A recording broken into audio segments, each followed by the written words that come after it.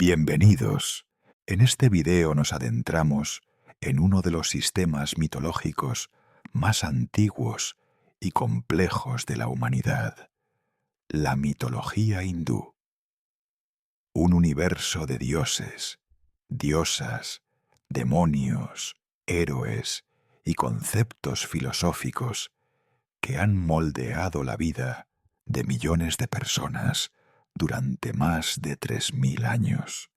Vamos a explorar el origen del cosmos según los textos védicos, la naturaleza de lo divino, las grandes epopeyas que narran batallas entre el bien y el mal, y el entramado de historias que explican desde la creación del universo hasta el funcionamiento del alma humana. Así que relájense, cierren los ojos si lo desean, y déjense llevar por estas historias ancestrales que nacieron a orillas del río Ganges, bajo el cielo estrellado de la India antigua. No olviden darle me gusta al video, suscribirse al canal y comentar desde qué parte del mundo nos están escuchando. Ahora sí, comencemos. Al principio no había nada, ni luz, ni oscuridad, ni día, ni noche, ni arriba, ni abajo.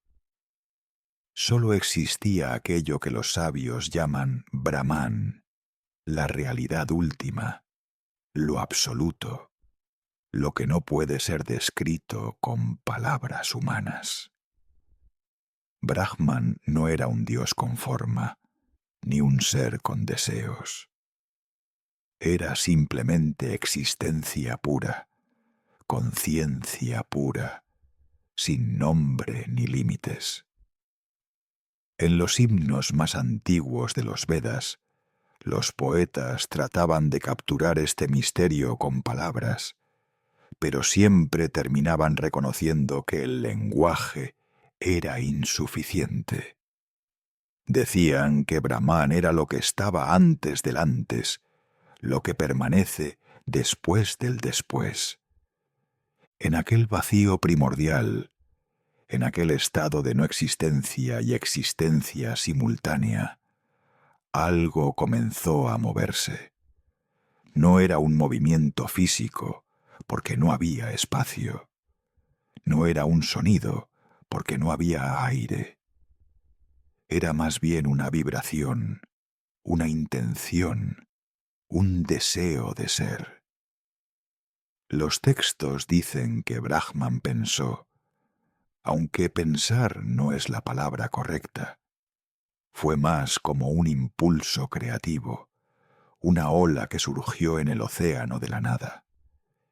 Y de ese impulso nació todo lo que conocemos. Algunas versiones cuentan que en el principio había solo aguas, un océano infinito, oscuro, inmóvil. Las aguas cósmicas se extendían en todas direcciones, sin encontrar orilla. En medio de esas aguas, flotando en la quietud absoluta, apareció un huevo dorado.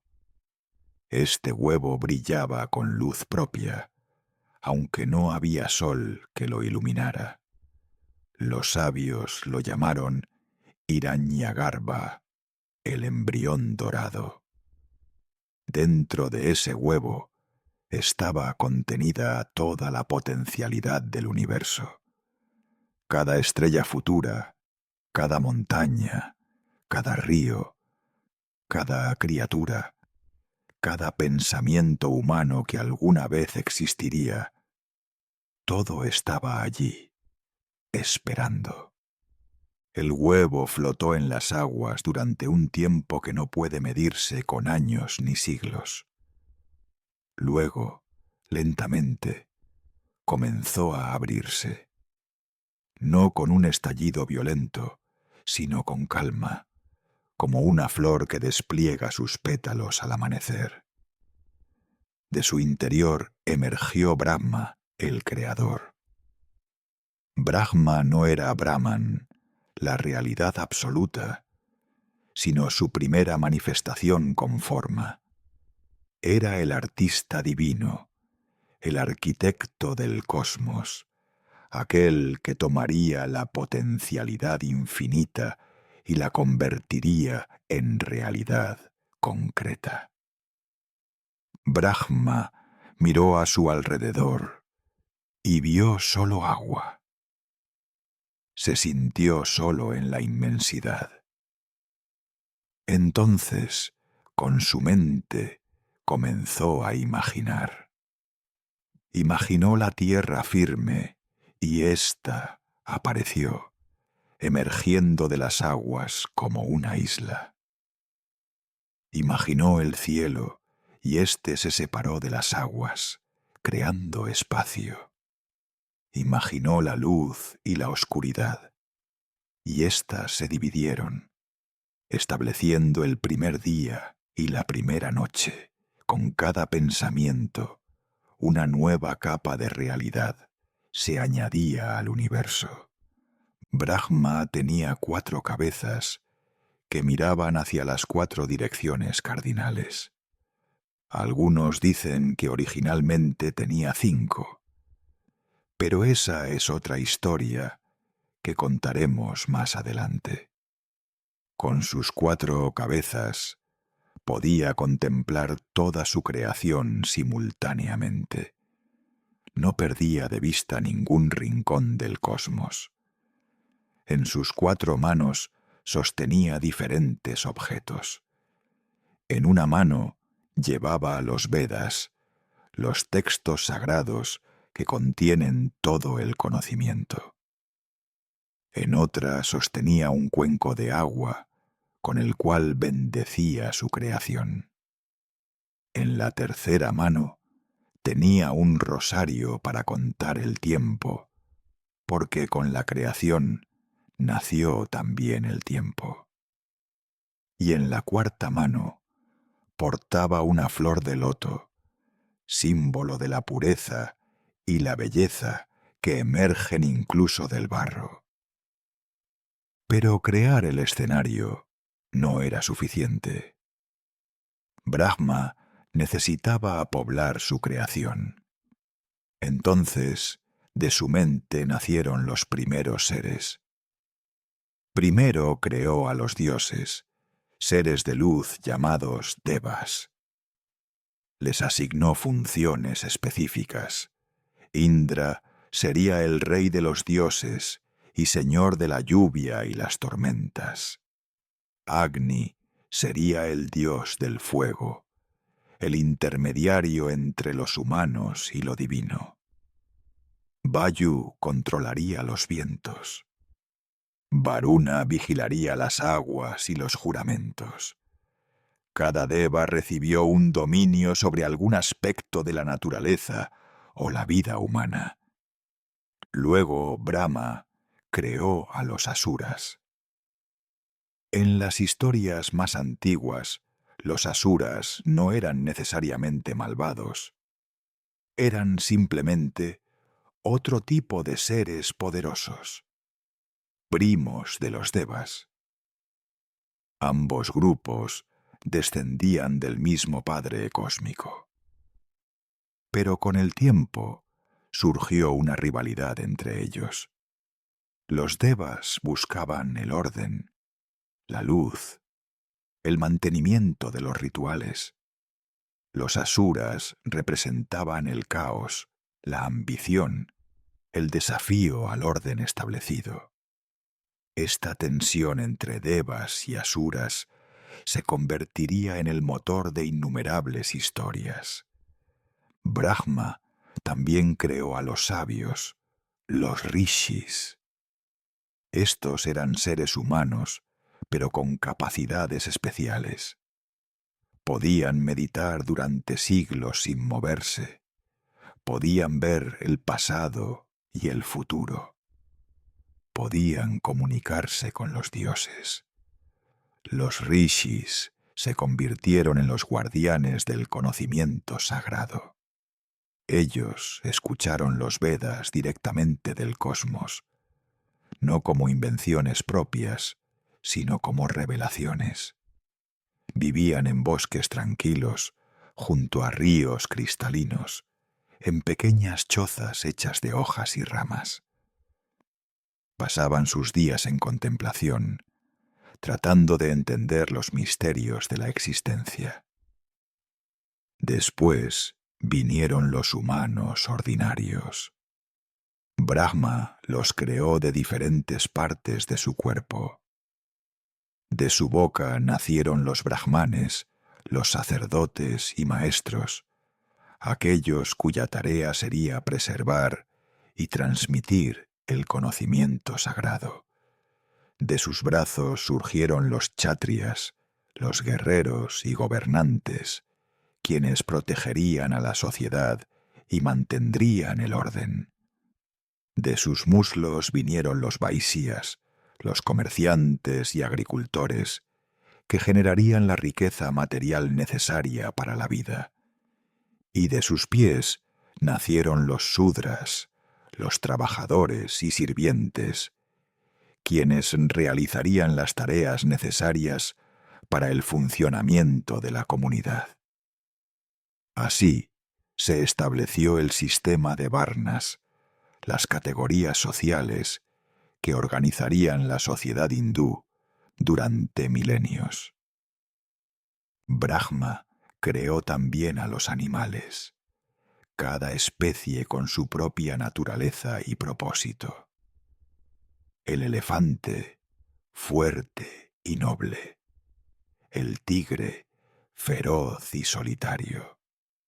La serpiente, misteriosa y sabia. El pavo real, hermoso y orgulloso. La vaca, generosa y sagrada. Cada criatura era una expresión diferente de la creatividad divina. Y no solo creó animales terrestres. En las aguas puso peces y criaturas marinas.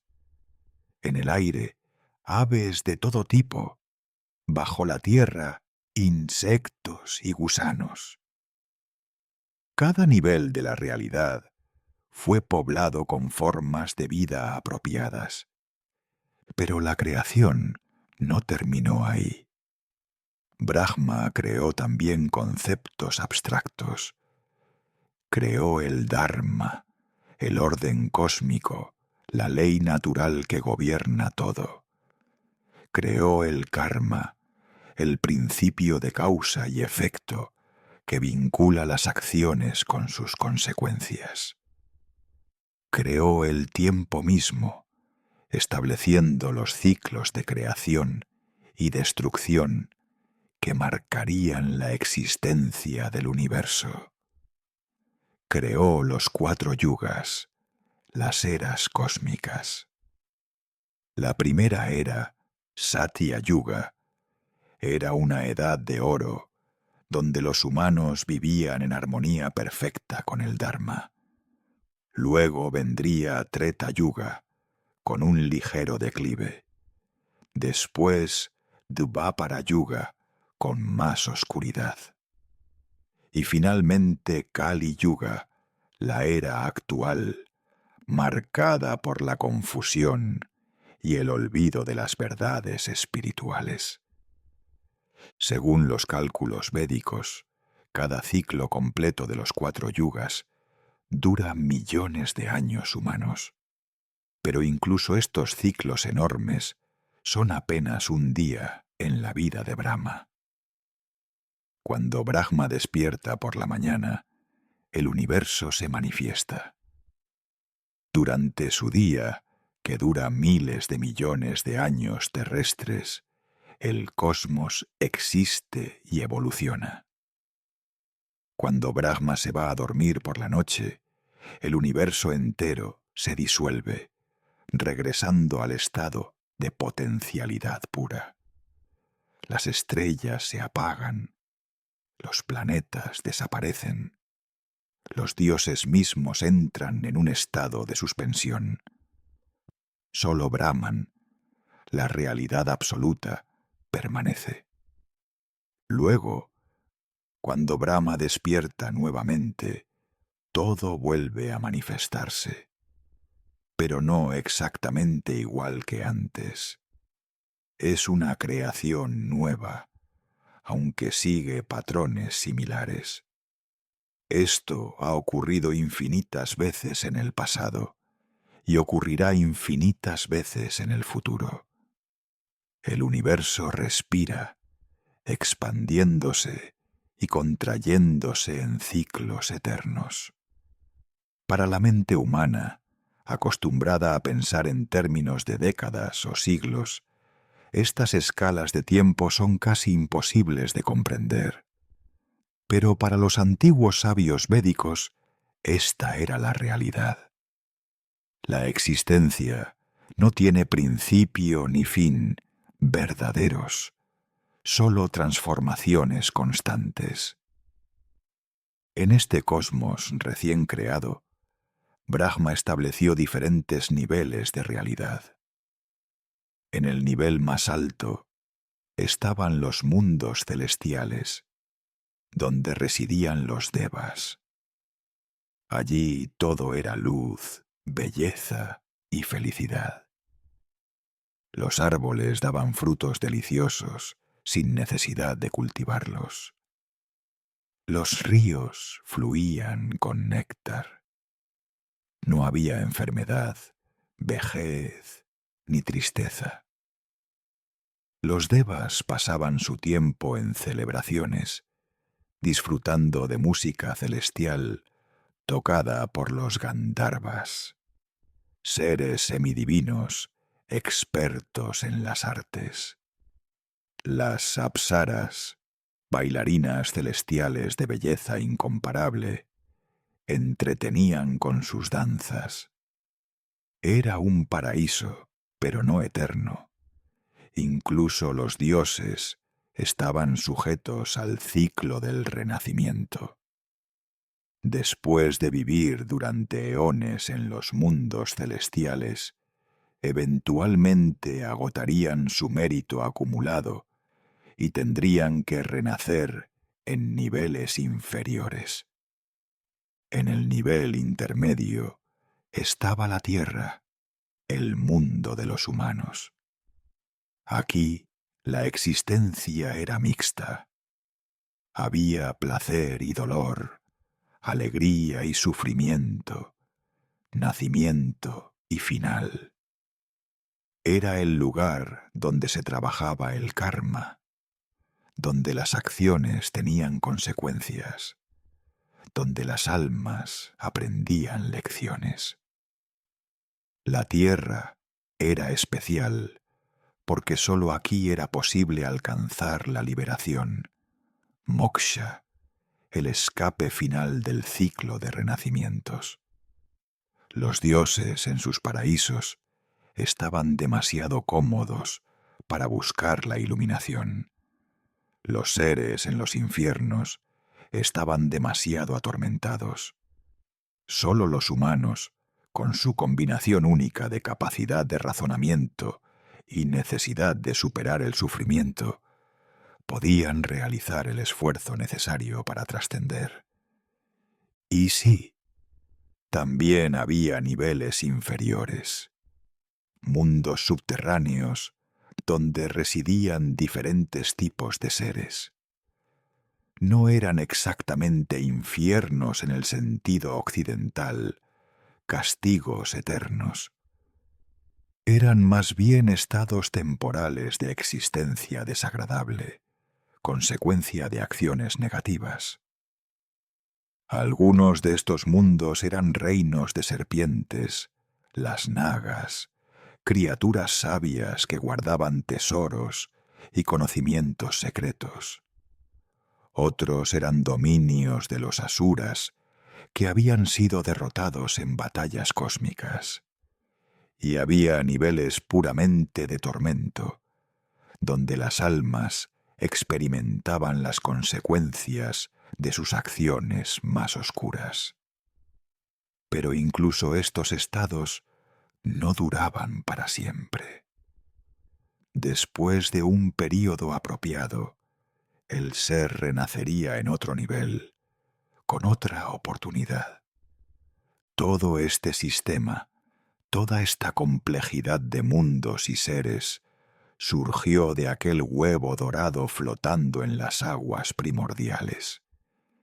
Y Brahma, el creador de 4 cabezas, contemplaba su obra con satisfacción. Pero incluso Brahma sabía que no era el absoluto. Él mismo había surgido de Brahman. Él mismo era parte de una trinidad divina, junto con Vishnu y Shiva. Brahma creaba, pero Vishnu preservaba, y Shiva eventualmente destruiría, permitiendo que un nuevo ciclo comenzara. En los templos de la India antigua, cuando el día terminaba y la oscuridad cubría la tierra, los sacerdotes encendían lámparas de aceite. Las llamas pequeñas parpadeaban, proyectando sombras danzantes en las paredes de piedra. Los devotos se sentaban en silencio, escuchando los cantos védicos. Las palabras en sánscrito, ese idioma antiguo y musical, llenaban el aire. Om, el sonido primordial, resonaba. Se decía que Om era la vibración de la cual surgió toda la creación. Era el sonido de Brahman manifestándose, el eco del primer momento, cuando lo no manifestado decidió convertirse en el universo. Los sabios meditaban sobre estos misterios durante horas, días, años. Buscaban comprender no solo intelectualmente, sino experiencialmente. Querían sentir su conexión con Brahman, reconocer que en lo más profundo de su ser, su alma individual, el Atman, era idéntica a la realidad cósmica. Tatvamasi, eso eres tú, decían los maestros a sus estudiantes. No eres solo este cuerpo, esta mente, esta personalidad. Eres la conciencia misma que impregna todo el universo. Y así, en aquellos bosques tranquilos, junto a ríos sagrados, bajo árboles centenarios, se desarrolló una tradición de indagación espiritual que duraría milenios. Los rishis observaban la naturaleza y veían en ella principios divinos.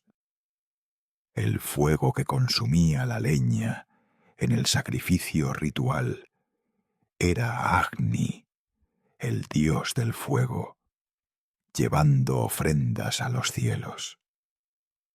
La lluvia que caía era Indra, bendiciendo la tierra.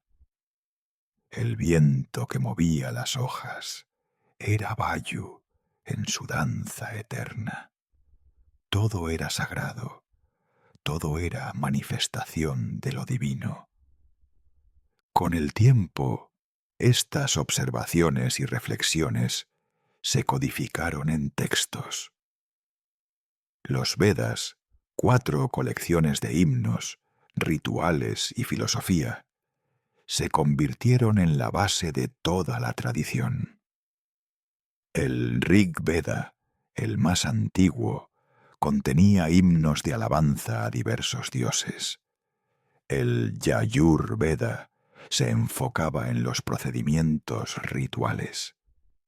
El Sama Veda era la versión musical de muchos de esos himnos para ser cantados durante las ceremonias. Y el Atharva Veda incluía conjuros, bendiciones y conocimientos prácticos para la vida cotidiana. Pero los Vedas eran solo el comienzo. A ello se añadieron los Brahmanas, textos que explicaban los rituales en detalle. Luego vinieron los Aranyakas, textos de bosque, para aquellos que se retiraban de la vida mundana. Y finalmente, los Upanishads, diálogos filosóficos profundos entre maestros y discípulos que exploraban la naturaleza de la realidad, el alma y la liberación. En los Upanishads encontramos algunas de las ideas más profundas de la espiritualidad humana: la identidad entre el alma individual y la realidad cósmica, la ilusión de la separación, la posibilidad de trascender el ciclo de renacimientos a través del conocimiento directo de nuestra verdadera naturaleza. Mientras tanto, en el nivel mítico, las historias continuaban. Brahma, después de completar la creación básica, enfrentó varios desafíos. Uno de ellos vino de su propio orgullo. Con sus 5 cabezas originales, Brahma se consideraba superior a todos. Cuando Shiva, el dios de la destrucción y transformación, apareció ante él, Brahma no mostró el respeto adecuado.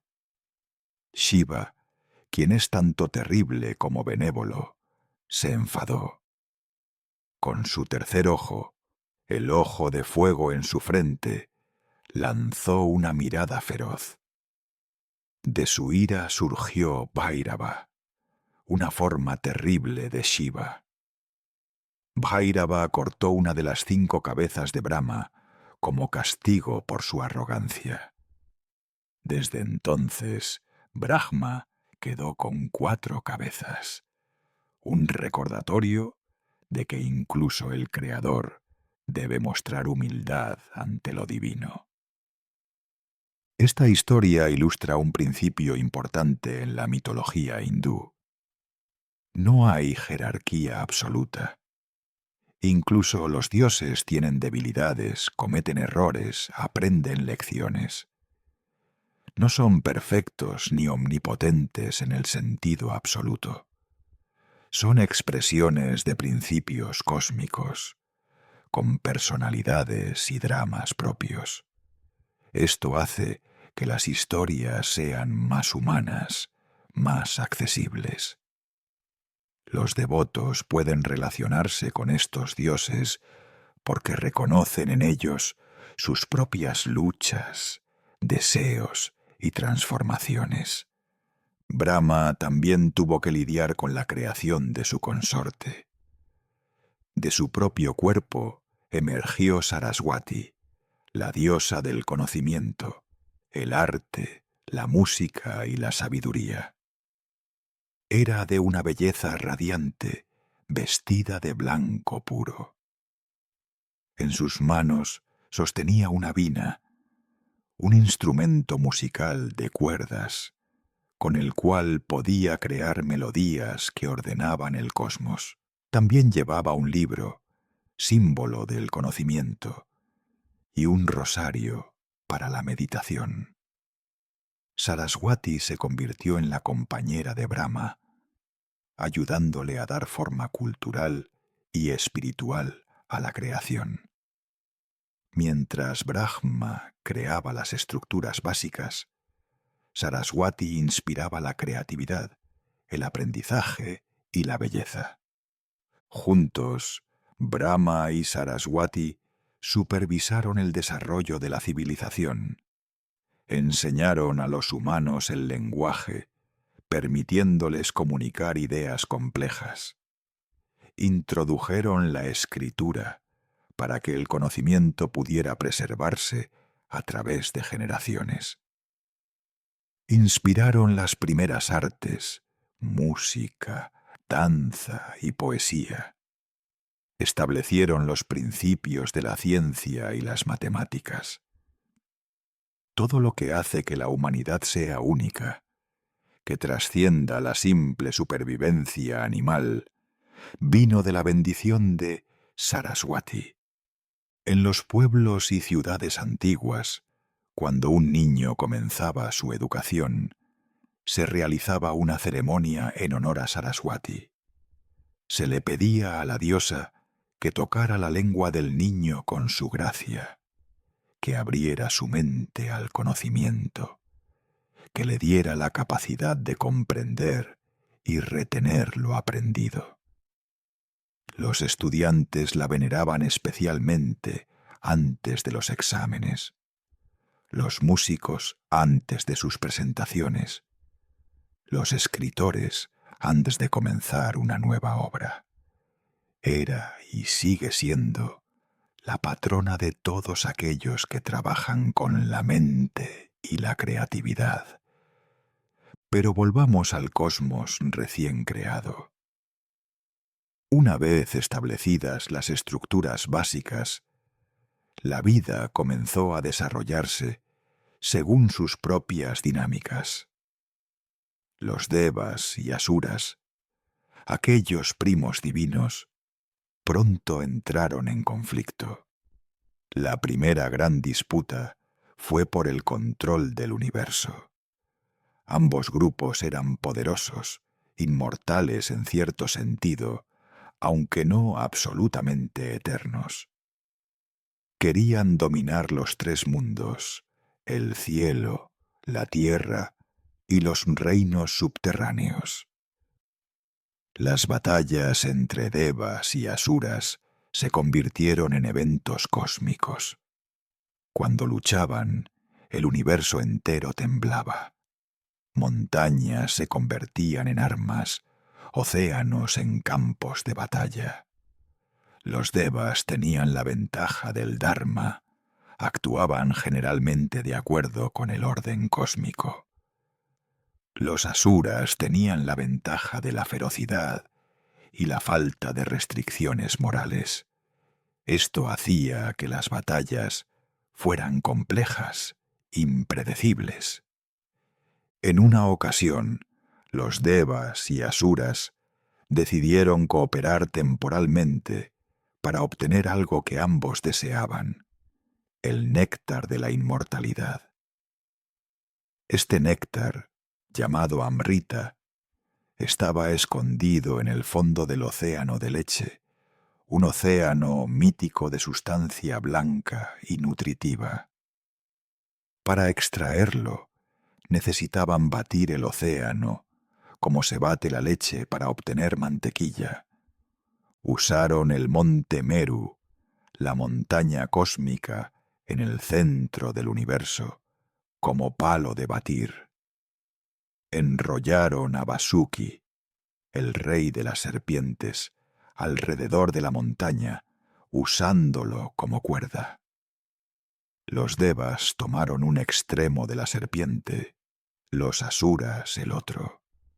Comenzaron a tirar alternadamente, haciendo girar la montaña. Pero había un problema. La montaña era tan pesada que comenzó a hundirse en el océano. Todo el proyecto estaba a punto de fracasar. Entonces intervino Vishnu, el preservador. Tomó la forma de una tortuga gigante, Kurma, y se sumergió bajo la montaña, ofreciendo su caparazón como base. Con este apoyo, el batido pudo continuar. Devas y asuras tiraron durante 1000 años. El océano se agitó violentamente. De sus profundidades comenzaron a emerger cosas maravillosas y terribles. Primero apareció Jalajala, un veneno tan potente que amenazaba con destruir toda la creación. Nadie sabía qué hacer con él hasta que Shiva, compasivo a pesar de su naturaleza destructiva, bebió el veneno para salvar el universo. Su consorte, Parvati, preocupada, presionó su garganta para evitar que el veneno descendiera a su estómago. El veneno quedó atrapado en la garganta de Shiva, tiñéndola de azul. Desde entonces, Shiva es conocido como Nilakanta, el de garganta azul. Después del veneno vinieron tesoros.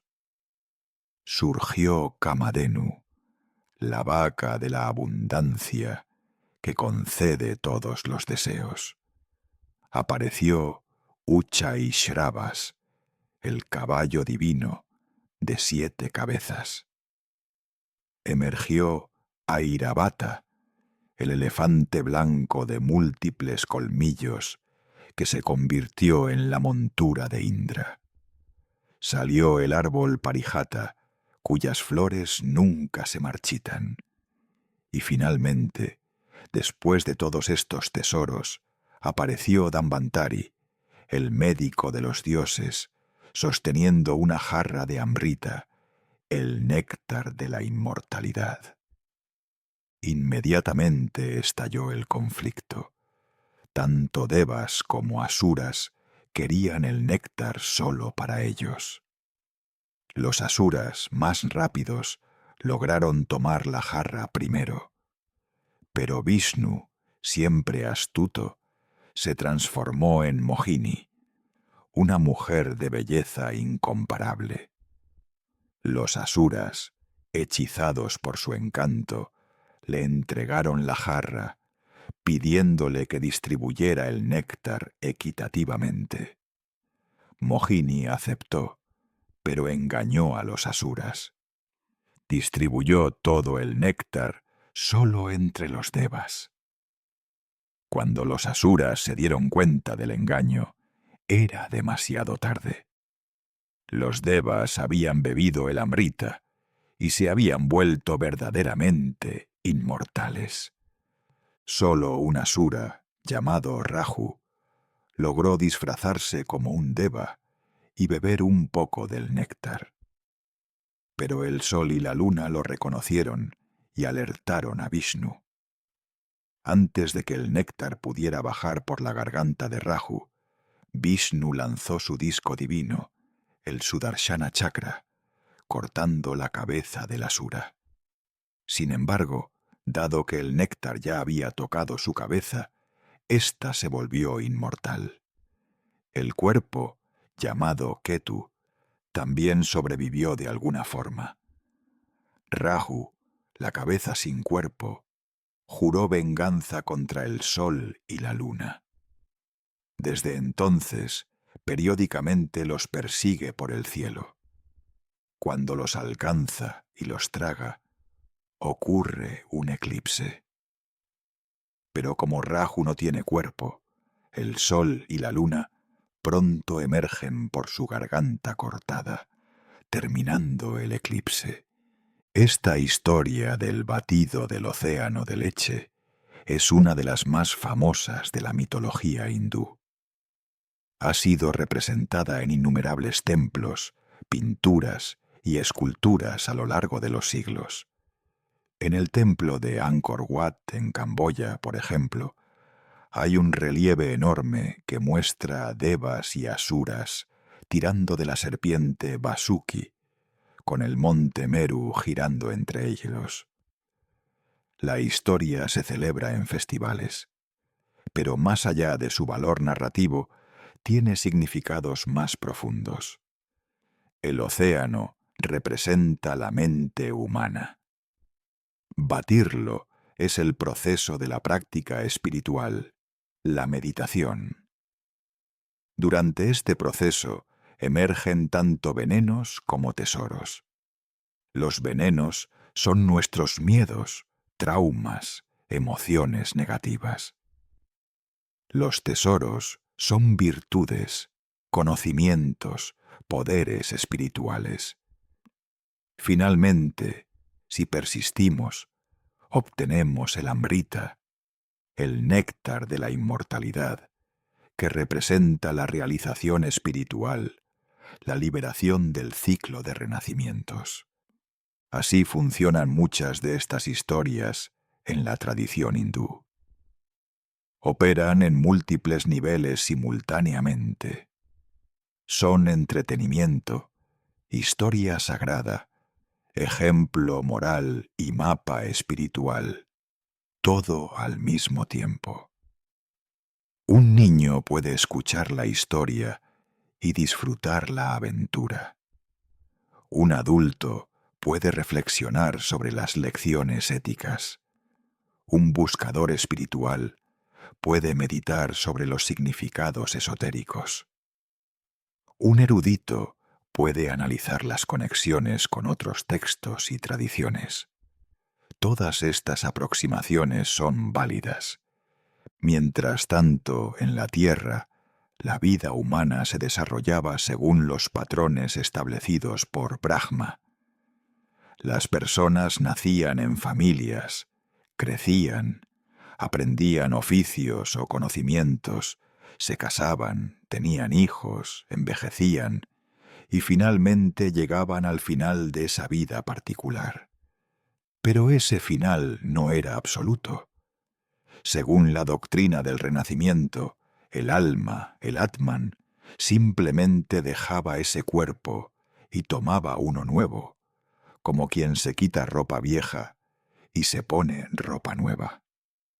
El tipo de cuerpo que el alma tomaría en su siguiente vida dependía del karma acumulado. Si una persona había vivido virtuosamente, ayudando a otros, siendo honesta, cumpliendo con sus deberes, meditando sobre lo divino, acumularía karma positivo. Esto resultaría en un renacimiento favorable, quizás en una familia rica o con talentos especiales, o incluso como un deva en los mundos celestiales. Por el contrario, si había vivido de manera egoísta, lastimando a otros, mintiendo, robando, ignorando sus deberes, acumularía karma negativo. Esto llevaría a renacimientos difíciles, en circunstancias de pobreza, enfermedad, o incluso como animales, o en los reinos infernales. Pero el objetivo final no era simplemente acumular buen karma para renacer en mejores circunstancias. Eso solo prolongaría el ciclo. El objetivo era moksha, la liberación completa del ciclo de renacimientos. Moksha significaba reconocer la verdadera naturaleza del ser, la identidad entre Atman y Brahman, y así trascender completamente la ilusión de la separación. Una persona liberada, un Jivan Mukta, podía seguir viviendo en el cuerpo, pero ya no estaba atada por él. Experimentaba la realidad directamente, sin los filtros de la ignorancia y el ego. Cuando ese cuerpo finalmente expiraba, el alma no renacía. Se fundía completamente con Brahman, como una gota de agua que regresa al océano. Este era el trasfondo filosófico y espiritual sobre el cual se desarrollaron todas las historias mitológicas. Los dioses no eran solo personajes en historias de aventuras, eran representaciones de aspectos de la realidad, principios cósmicos personificados. Adorarlos no era solo pedir favores, era alinearse con esos principios, cultivar esas cualidades en uno mismo. Adorar a Saraswati significaba valorar el conocimiento y la creatividad. Adorar a Lakshmi, la diosa de la prosperidad, que conoceremos mejor pronto, significaba reconocer la importancia de la abundancia material usada correctamente. Adorar a Durga o Kali significaba reconocer el poder transformador de lo femenino divino, la capacidad de destruir lo negativo. Cada dios y diosa era una puerta hacia diferentes aspectos de la experiencia humana y cósmica. Y así, en aquel mundo antiguo, la religión no estaba separada de la vida cotidiana. Todo era sagrado. Cocinar una comida podía ser un ritual. Encender una lámpara por la mañana era despertar a lo divino. Barrer la casa era limpiar el templo del alma. Los festivales marcaban los ciclos de las estaciones y los eventos míticos. Diwali celebraba el regreso de Rama después de su exilio, pero también la victoria de la luz sobre la oscuridad en el corazón humano. Holi celebraba las travesuras del joven Krishna, pero también la alegría de la vida y el amor divino. Navaratri honraba a la diosa en sus diferentes formas durante 9 noches, pero también representaba el proceso de purificación espiritual en 9 etapas. Los templos eran construidos no solo como lugares de adoración, sino como modelos del cosmos. El santuario central, el Garbhagriha o útero cámara, representaba el corazón del universo, el punto donde lo divino se manifestaba más intensamente. Las torres que se elevaban sobre el santuario simbolizaban el monte Meru, el eje cósmico. Los patios exteriores representaban los diferentes niveles de realidad que uno debía atravesar para llegar al centro. Caminar por un templo era hacer un peregrinaje simbólico desde lo mundano hacia lo sagrado. Y todo esto, toda esta complejidad de filosofía, ritual, historia y símbolo, surgió de aquel momento primordial, cuando Brahman decidió manifestarse, cuando el huevo dorado se abrió en las aguas cósmicas, cuando Brahma, con sus 4 cabezas, contempló el vacío y comenzó a imaginar el universo. En las noches tranquilas, cuando las estrellas brillan sobre la India, cuando el sonido de las campanas del templo se ha desvanecido y solo queda el canto de los grillos, uno puede casi sentir esa presencia primordial, ese pulso de creatividad que mantiene todo en existencia. Los ríos fluyen como han fluido durante millones de años. Las montañas se elevan, antiguas y silenciosas. El viento sopla, llevando el aroma de las flores nocturnas. Y en algún lugar profundo, más allá de las palabras y los pensamientos, Brahman continúa soñando el universo en existencia, momento a momento, respiración a respiración. Después de entender cómo surgió el universo de aquel huevo dorado flotando en las aguas primordiales, necesitamos conocer más profundamente a los 3 grandes dioses que gobiernan el cosmos. Brahma, Vishnu y Shiva forman lo que se conoce como la Trimurti, la triple forma de lo divino. Cada uno tiene una función específica, pero todos están interconectados. Son aspectos de la misma realidad última. Brahma ya lo conocemos. Es el creador, el arquitecto del cosmos, aquel que imaginó todo lo que existe y lo trajo a la manifestación. Pero su rol es principalmente inicial. Una vez que la creación está establecida, su trabajo disminuye. Por eso, curiosamente, aunque es parte de la Trinidad, hay muy pocos templos dedicados exclusivamente a Brahma en la India. Uno de los más famosos está en Pushkar, una ciudad sagrada en Rajasthan. Allí, rodeado de montañas áridas y un lago tranquilo, se alza un templo de mármol blanco donde Brahma es adorado. Los peregrinos llegan desde lugares distantes para ofrecer flores rojas y recitar mantras en su honor. Pero es una excepción. La mayoría de los templos están dedicados a Vishnu o Shiva. Vishnu es el preservador, el mantenedor del orden cósmico. Mientras Brahma crea las estructuras básicas, Vishnu se asegura de que continúen funcionando correctamente. Es como el jardinero que cuida las plantas después de que las semillas han sido sembradas. Vishnu es representado generalmente con piel azul, el color del cielo infinito y del océano profundo. Tiene 4 brazos.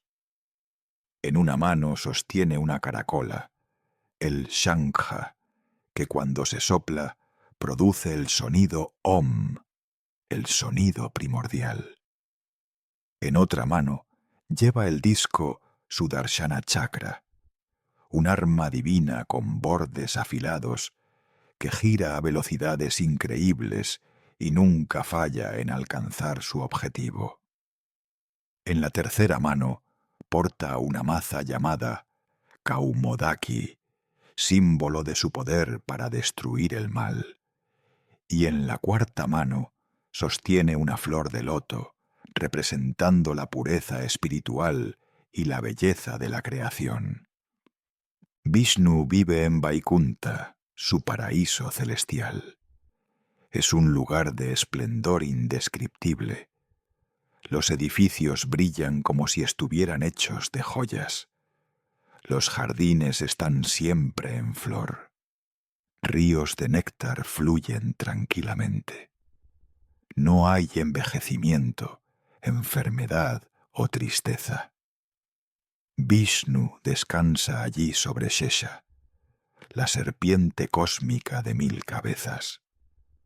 Shesha flota en el océano de leche, y sus múltiples cabezas forman un dosel protector sobre Vishnu. La imagen es de paz absoluta. Vishnu está reclinado, a veces con los ojos entreabiertos, en un estado de meditación consciente. A sus pies está Lakshmi, su consorte, masajeándolos con devoción. Lakshmi es la diosa de la prosperidad, la belleza y la buena fortuna. Lakshmi emergió del océano de leche durante aquel gran batido que mencionamos antes. Cuando apareció, estaba de pie sobre una flor de loto, radiante, vestida con saris rojos y dorados, adornada con joyas que brillaban con luz propia. En sus manos sostenía flores de loto y derramaba monedas de oro.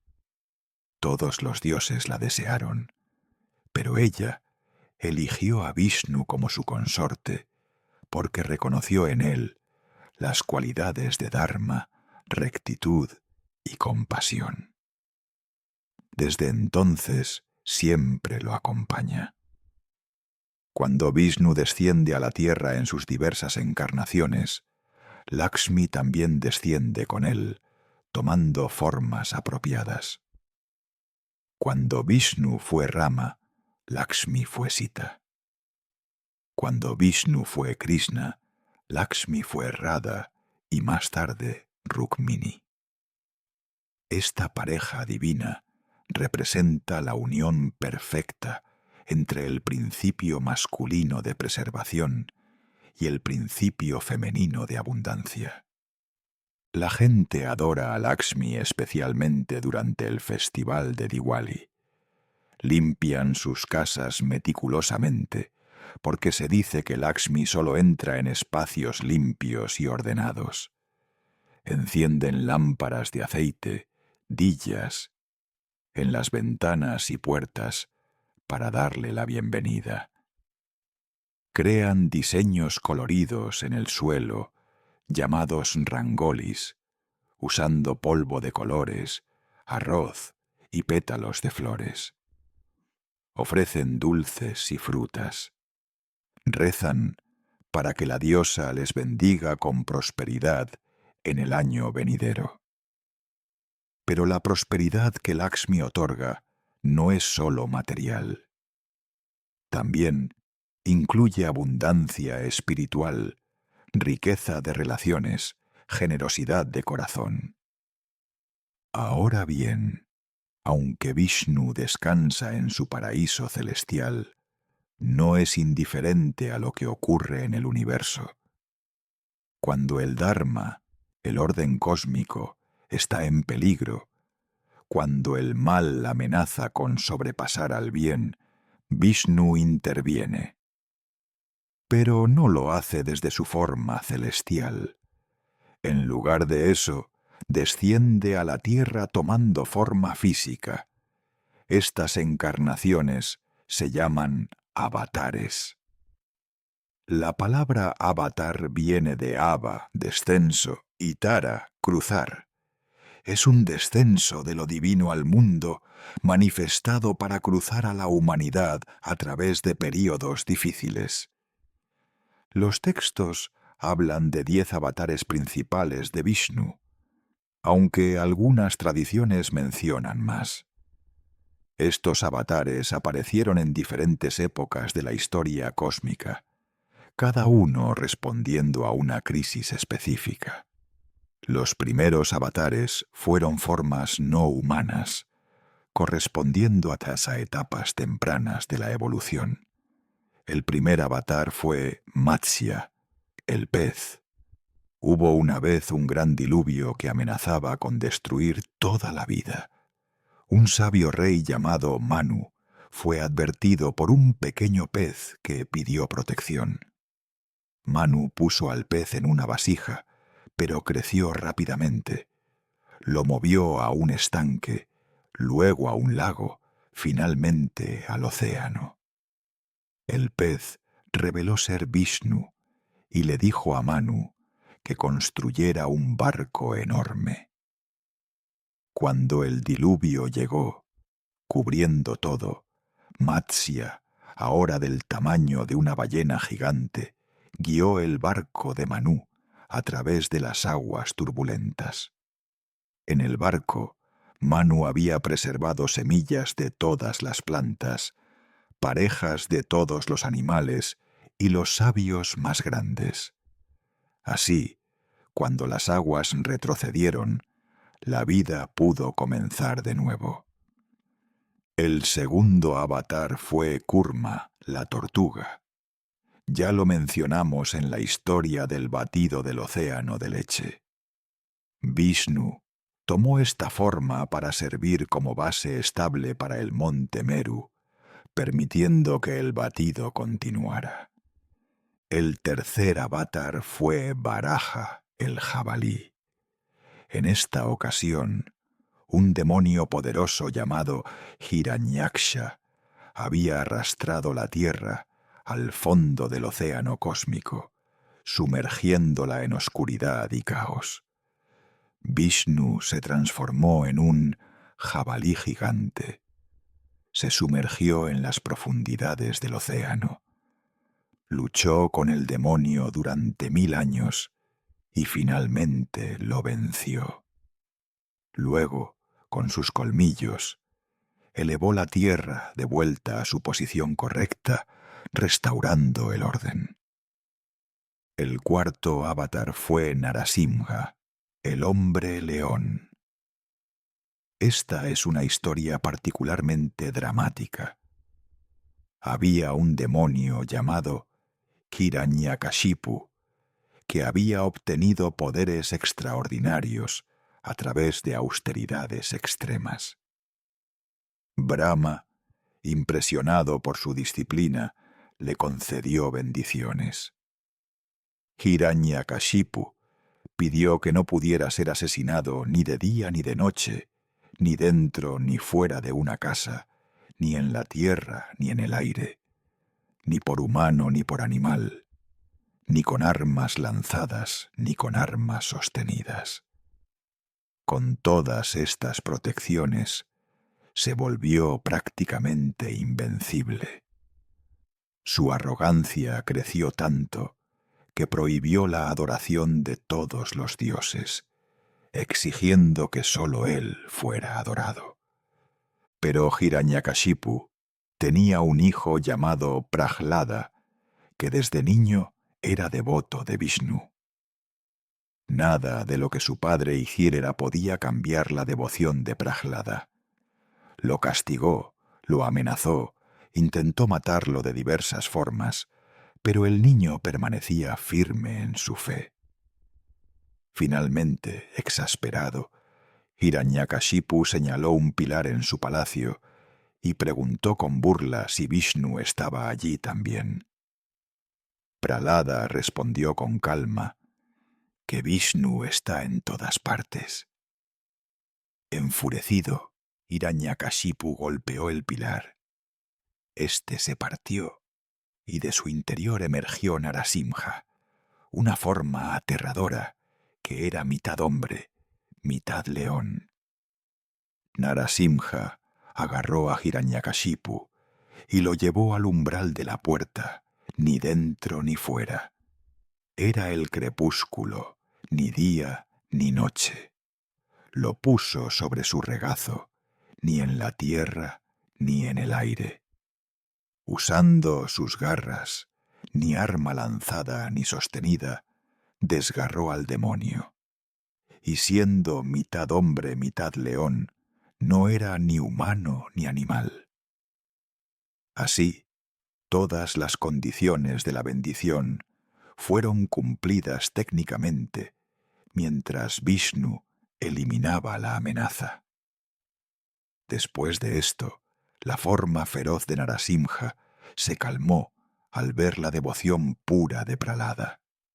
El niño se acercó sin miedo y colocó su mano en las garras manchadas de sangre del dios. Narasimha bendijo a Prahlada y le aseguró que su devoción nunca sería en vano. Esta historia es muy querida en la tradición hindú porque muestra varios principios importantes. Primero, que ninguna cantidad de poder mundano puede superar lo divino.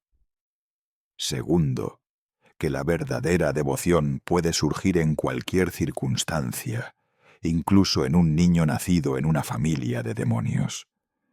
Tercero, que lo divino protege a sus devotos sin importar las probabilidades. Y cuarto, que la forma que lo divino toma depende de lo que la situación requiere. El quinto avatar fue Vamana, el enano. Otro demonio rey, Bali, había conquistado los tres mundos a través de su poder y generosidad. No era malvado como Hiranyakashipu, pero su dominio alteraba el equilibrio cósmico. Los devas, desplazados de sus reinos, buscaron ayuda de Vishnu. Este se manifestó como un pequeño brahmán enano durante un gran sacrificio que Bali estaba realizando. Vamana pidió como caridad solo la tierra que pudiera cubrir en 3 pasos. Bali, conocido por su generosidad, accedió inmediatamente, a pesar de las advertencias de su maestro espiritual, que había reconocido al enano como Vishnu disfrazado. Tan pronto como Bali dio su palabra, Vamana comenzó a crecer. Con su primer paso, cubrió toda la tierra. Con su segundo paso, cubrió todo el cielo y los mundos celestiales. No quedaba espacio para el tercer paso. Bali, honrando su promesa a pesar de haber perdido todo, ofreció su propia cabeza para el tercer paso. Vishnu, impresionado por la integridad de Bali, puso su pie suavemente en la cabeza del rey, enviándolo a los mundos subterráneos, pero otorgándole el gobierno allí y la promesa de que algún día se convertiría en el próximo Indra, rey de los dioses. El sexto avatar fue Parashurama, Rama con el hacha. Este fue el primer avatar completamente humano. Parashurama era un brahmán, un sacerdote, pero también un guerrero feroz. Llevaba un hacha divina que nunca fallaba. Su historia involucra la tensión entre la clase guerrera y la clase sacerdotal. En su tiempo, los guerreros kshatriyas se habían vuelto tiránicos, oprimiendo a otros. Parashurama juró eliminar a todos los guerreros corruptos de la tierra. Durante 21 generaciones limpió la tierra de estos tiranos. Es un avatar que representa la justicia implacable, la destrucción de la opresión. El séptimo avatar fue Rama, el protagonista del gran poema épico Ramayana. Rama es considerado el avatar perfecto, la encarnación del Dharma, el comportamiento correcto. Es el hijo ideal, el esposo ideal, el rey ideal. Su historia es larga y compleja, llena de aventuras, dramas familiares, batallas épicas y profundas lecciones morales. Rama nació como príncipe en el reino de Ayodhya. Era el mayor de 4 hermanos, todos hijos del rey Dasharatha. Desde joven mostró cualidades excepcionales de valor, humildad y devoción al deber. Cuando llegó el momento de coronarlo como príncipe heredero, una intriga de palacio lo impidió. Su madrastra Kaikeyi, manipulada por una sirvienta maliciosa, exigió que su propio hijo Bharata fuera coronado en lugar de Rama y que Rama fuera exiliado al bosque durante 14 años. El rey Dasharatha, obligado por votos anteriores, tuvo que acceder, aunque esto le rompió el corazón.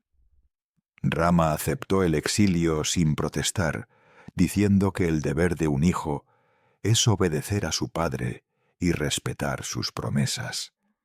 Se vistió con corteza de árbol, renunció a todas sus posesiones reales y se preparó para partir al bosque. Su esposa Sita insistió en acompañarlo. Era una princesa delicada, acostumbrada a los lujos del palacio, pero su amor y devoción por Rama eran absolutos. Hoy, una vez más, hemos abierto una pequeña puerta al pasado. No para despertarnos, sino para descansar junto a la historia.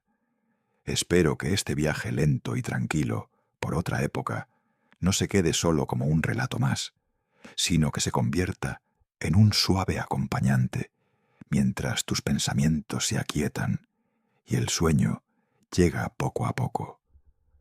Porque aquí la historia no se cuenta para impresionar, sino para calmar, no para correr a través de fechas y batallas, sino para dejar que el tiempo avance despacio, como lo hacía entonces. Cada historia que escuchas en este canal tiene un único propósito: ayudarte a soltar el día, relajar la mente y dejar que la noche haga su trabajo. Dormir bien no es perder el tiempo, es permitir que el cuerpo y la mente se reconcilien con el silencio. Si esta narración te ayudó a desconectar, puedes apoyar el canal con un me gusta, para que estas historias tranquilas lleguen a más personas que buscan descanso. Y si lo deseas, cuéntame en los comentarios, ¿en qué momento sentiste que el sueño empezó a ganar la batalla esta noche? La historia es infinita, y la noche también ofrece muchos caminos por recorrer. Si quieres seguir viajando sin prisas, asegúrate de estar suscrito al canal y de activar las notificaciones para no perderte nuevos relatos diseñados para dormir. Y ahora, si aún no te has quedado dormido y quieres continuar en este estado de calma, puedes elegir uno de los otros videos que aparecen en pantalla y dejar que otra historia te acompañe. Que el pasado se vuelva susurro, que el presente se apague despacio. Buenas noches, descansa, y que tengas dulces sueños.